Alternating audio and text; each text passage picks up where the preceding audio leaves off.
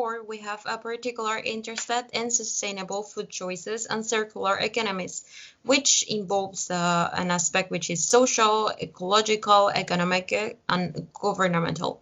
But we're mostly focused with food that involves directly to nutrition.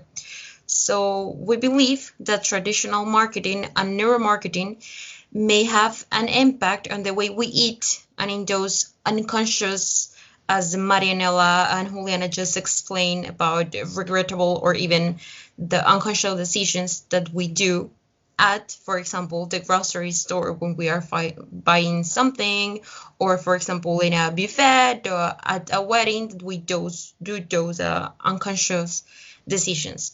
So to what extent do you think marketing is used to sell and promote products within this aspect of sustainability and public health? I would like to state, I don't know if it's a point or an opinion, as you wish, but neuromarketing does not represent an induction for consumers' behavior. Neuromarketing is, in my point of view, is just using tools to understand consumers' behavior. And what the brands and the marketing, not neuromarketing, marketing is doing is to use this at its favor, at its own profit. So I will repeat this again maybe for a later, but I just want to make my point, because for me it's kind of hurting me hearing that science are being used for I don't know, to manipulate people, to induce people, because for that people can do it ourselves. People by watching I don't know, a TV commercial, it's people what is doing that by their own. So I would say again, it's not about inducing or manipulating. So in that, in answer to your question, yes, unfortunately, marketing are using strategies arise from this science to shape needs, desires, pleasures, etc. At the convenience of their brands. So in that case, I think we can use marketing, not neuromarketing. Yes, we can use the research arise from neuromarketing to do some marketing towards a more desirable behavior, such as having good choices, and such as think towards health, sustainability, ecological, and that I think would have an impact in public health. This should be used for a prevention, but as well as a way to repair the damage that some brands of unhealthy products have done with their marketing.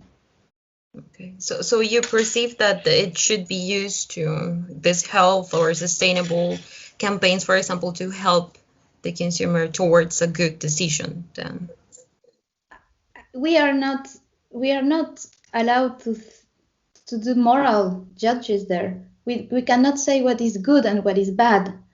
What we can do is to put science in the favor of the society, and society should use it in order to offer people a better life, whatever that means. Yeah. Okay. What do you think in this point, Juliana? So I think this point is really interesting in the sense that I think that's one of the reasons why in the later, I don't know, years, we have had another area or another branch of marketing that is called the social marketing. And I think in this area of social marketing where all these aspects about sustainability and public health are being taken into account. Because the main objective behind a social marketing is improve the social and well-being of people in general. So I think that in this social marketing is an area where it takes the marketing itself, but it's adapt to a better grader to the society, and it uses different strategies and tools and interventions to try to help consumers and customers to make food choices that are more sustainable, that are more healthy, or even like public health issues such as smoking or I don't know, the waste of water, things like that. And I think it's in this area of the marketing that we're seeing nowadays how we can shape and help consumers to go towards more sustainable choices at the end.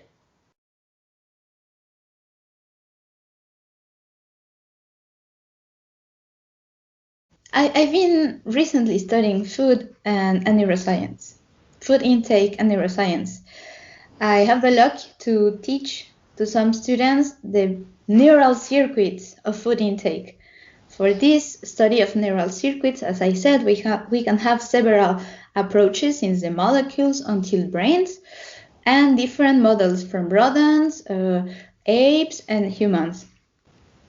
I want just to say that I've been amazed of how our brains, since the little mouse until the greatest apes, us, how well wired is this food intake regulation towards we are hungry or we are not hungry. And I've been amazed of how humans we are able to mess up with this, how we are able to make our decisions are not in communion with this well-structured, hardwired, homeostatic point of view. For example, how people that are already fed, they are able to say, okay, I can take this chocolate. I can go for more calories. Or in the contrary, how context is shaping our great human cortex to convince one young girl that even the fact that his body is starving to death, they shouldn't eat because the context is telling that she is fat. So I just want to say that yes, we are animals. Yes, we have all these cognitive processes, but these cognitive processes can also, unfortunately, lead to bad choices.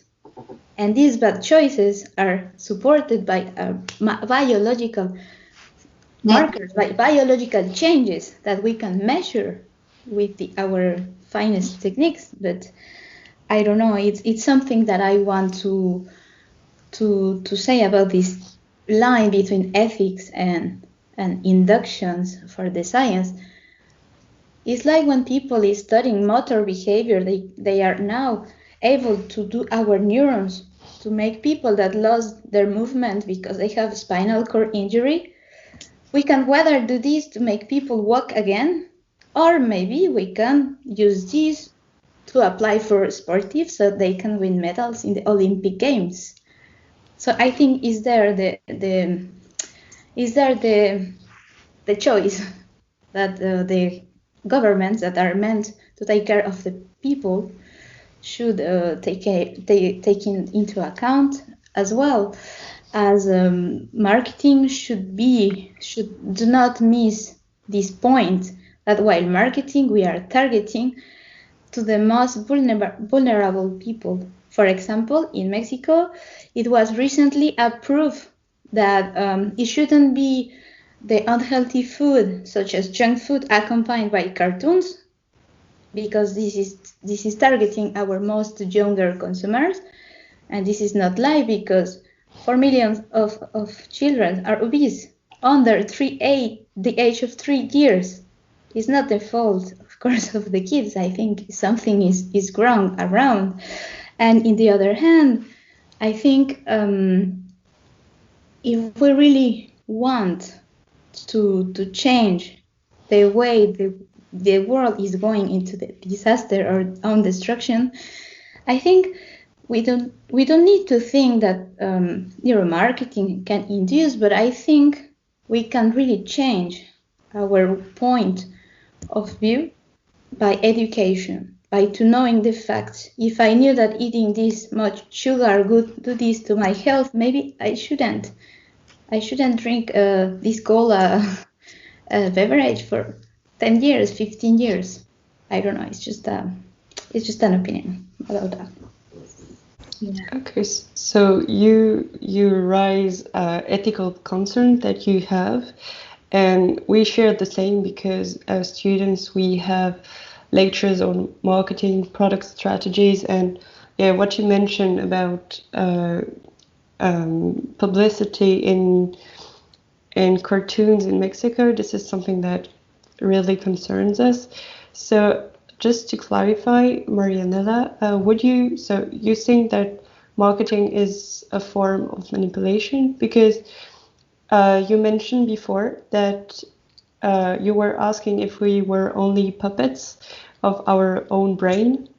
And so if something is used to release molecules in our brain, like some marketing elements, I don't know, like as you said, like in cartoons, I guess the children are going to be happy, or if we smell something good, we're also going to be happy and attracted to the product. So would you say it's a kind of manipulative? I think you already mentioned it, but you can answer as a consumer. Okay, Yeah. No, I can answer as a scientific. It's okay. I would not accept a work about that because it's against my ethic, my own ethics. So I think that to be simple, I think marketing now understands that by targeting our unconscious or irrational or our inner emotions by some cue. So if they give us a cue, then we will have a state of mind that would in consequence lead us to buy something. I am thinking about the violins playing, reminding us something sad, and we know that sadness is arousing some kind of need of having something, a hug, a love, something back. Or for example, these images of success. If I am wearing I don't know what, so I am a success people, like brands, or as you said, by smelling something. When you go outside of a fast food restaurant, you're smelling this and it's reminding you this entire atmosphere and context of being there. I don't know, maybe, yes, they are shaping our needs and our decisions and our pleasure. And they are doing really well. As I said, they are succeeding because even though we are above our needs, our basic needs, let's say in terms of food, our calorie intake needs, they are able to make us think. And that's shaping our great cortex to our primitive brain systems. And this is now becoming a basic need, such as sleep, such as sex, such as eat, having something, consuming something. You know what I mean? It's like this circle that is emotional arise, taking decision, having this, and this is making me feel good, so I will repeat. And you can do that, and I must say that it has been really well studied in animal models. Even though for one time I said rats are really intelligent, even though I give sugar, chocolate, grease, they can have it. No, they go for the normal fiber boring food. But if I don't give them the choice, they will still Okay, they need to eat, they will have this high fat diet, but they regulate themselves. They don't eat that much. But okay, if I mess up with their brains, then yes, because, for example, the high intake of fats and the high intake of sugar is messing with the brain, is really making damage. And the damage is done in the structures that allow us to control ourselves, to don't go in that bad decisions. I am not saying that marketing is messing up with our physiology of the brain, such as removing one part, of putting some drugs, but it's making our own system to modify itself in order to answer to these outputs. Why? Because we are done to have a stimulus and to have a reaction as fast as possible. And this will not change. So yes, unfortunately, and as we can see as a proof of fact, the fact that the world is facing obesity and overweight epidemics makes me think that something has changed in our food intake decisions and buying food and the way we think about food beyond only nutrition. Yeah, and what is your opinion about the topic, Juliana? Like, is it, to you, what do you think about marketing? Is it manipulative to people, or is it even manipulative if it's used to help people having a more sustainable way of life, like more sustainable food choices? Yeah. So I don't know if it is the word manipulated that kind of, I don't know is the right word. What I think is that if we go to the meaning or to the beginning of marketing, and its definition, in fact, is just to combine in a profitable way the product, the price, promotion, and place to fulfill consumer needs. And we know that consumers, they know what they want, and so they don't know what they want. So marketing also sometimes could help consumers to know and to find what they want, but also to, for example, desire something that they don't need or they don't want because it's just there, available, and without any, reason behind, like cognitive reason, like I have to take this because I'm going to prepare this recipe, and just I'm gonna take this chocolate bar because it's in the sell-off point, and I'm just grab it and go without any thinking about it. And I think that in this fact, there is a fine line in respecting the ethical boundaries from both point of view, from the consumer perspective, but also from the brand or the supermarket, retail perspective. And I think that it is important here to also rely on the laws, on the regarding ethics, the national, the nutritional laws, because even if you can find on the market different kind of brands, one that will be in line to help consumers make more sustainable food choices, and another brands that don't give anything for, and they just want to sell their product. So I think it also depends on the personal values of the brand, and I think that's why it's important to have something bigger, like laws that will be kind of make the same for everybody. So it kind of shape how they will market products for children, or how they promote certain things. Or for example, right now, social media ads. I mean, if they didn't say that is an ad, you cannot identify easily if it is an ad or not. And that's marketing. That's marketing in itself. And it's just telling you, you can consume this, you can consume that. So I think there is a lot to do from a political point of view in the regards of laws. But I know that's sometimes difficult to move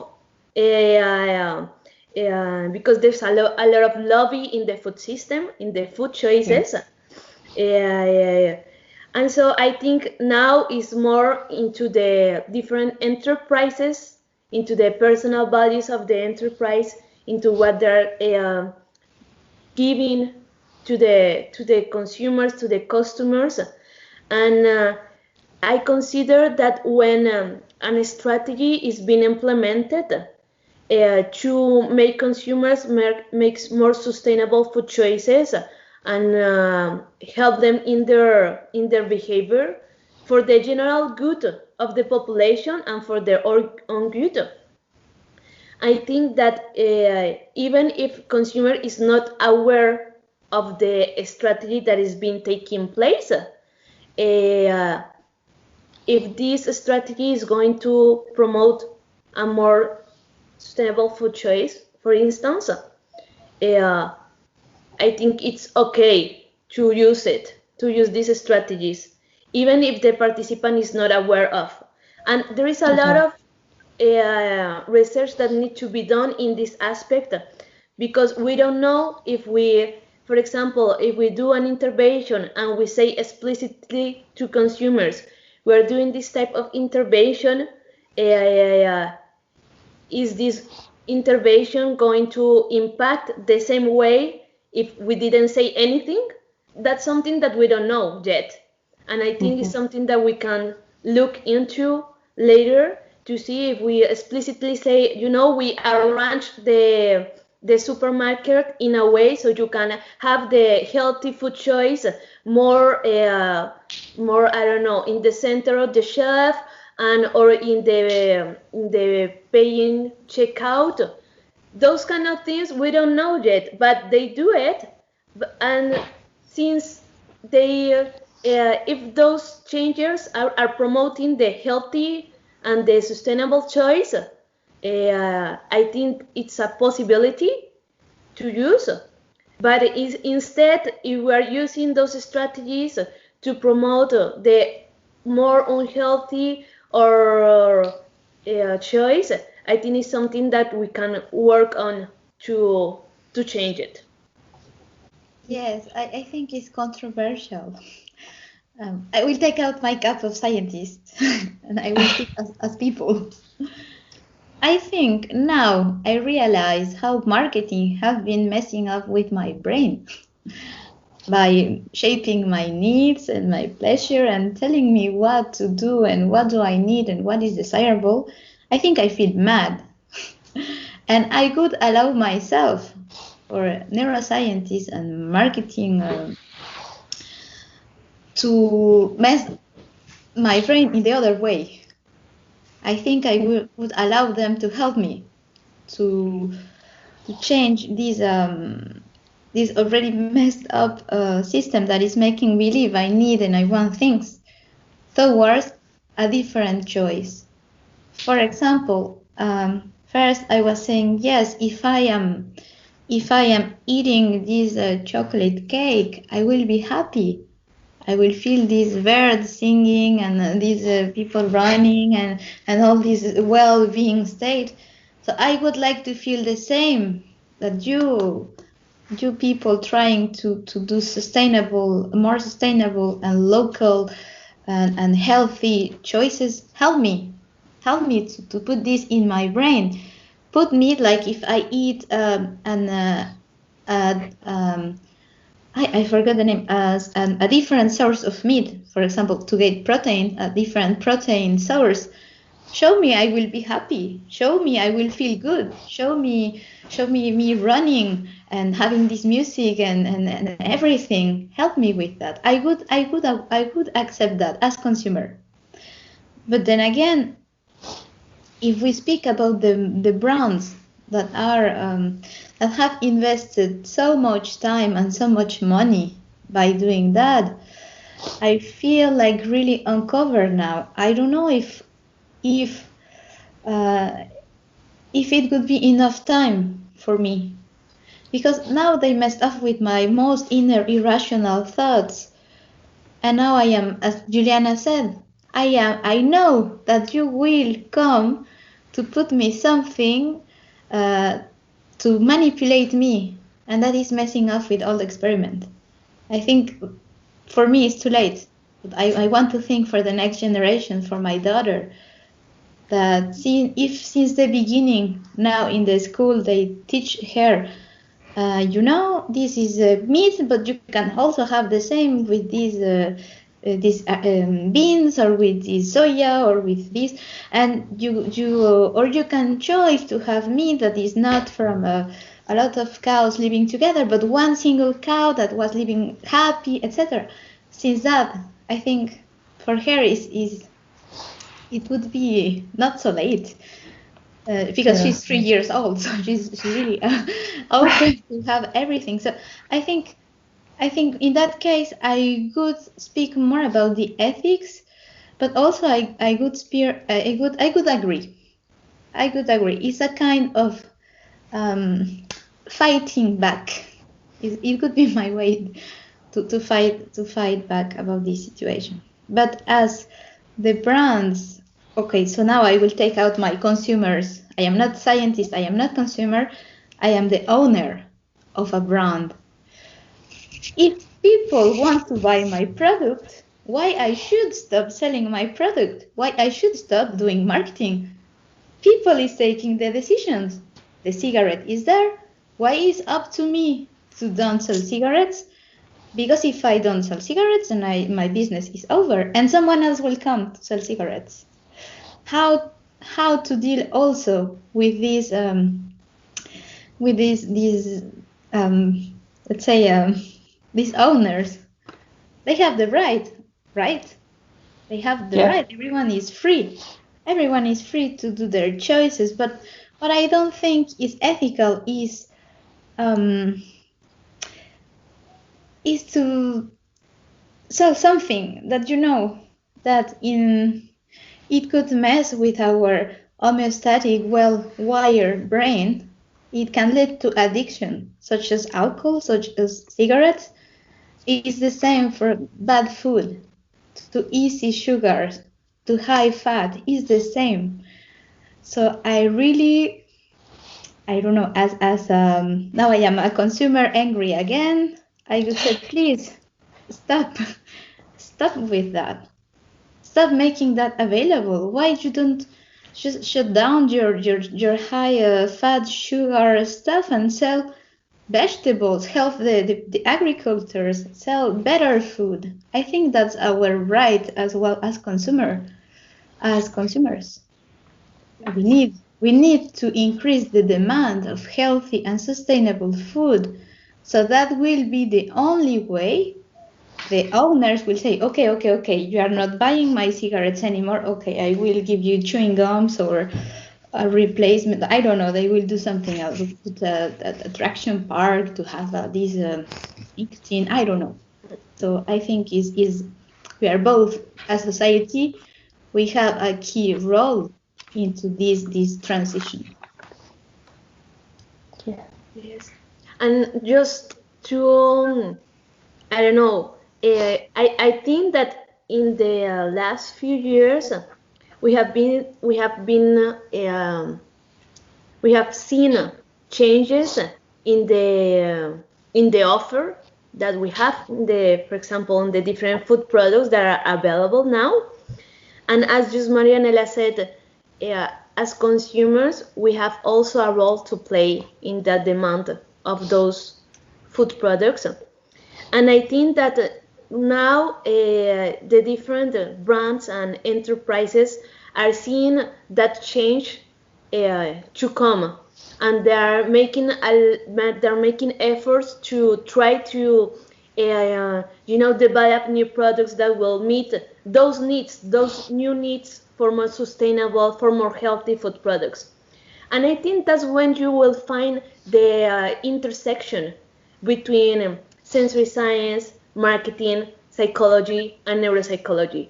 Because for develop those new food products that will make us dance, as Marianela said, we need to study which are the parts, which are the trade-off that consumers are willing to make. Okay, I will give you more healthy food product. I will give you a product that is less in sugar, but that product is good. I mean, it's tasty. And so I think that is in that product development that we'll see the interconnection of everything we have talked about. And I'm hopeful that in the near future, those new food products will continue to arrive and that we'll be able to make food choices more easily, having those healthy, tasty, sustainable food choices available. That is quite complex and challenging, but I think is possible.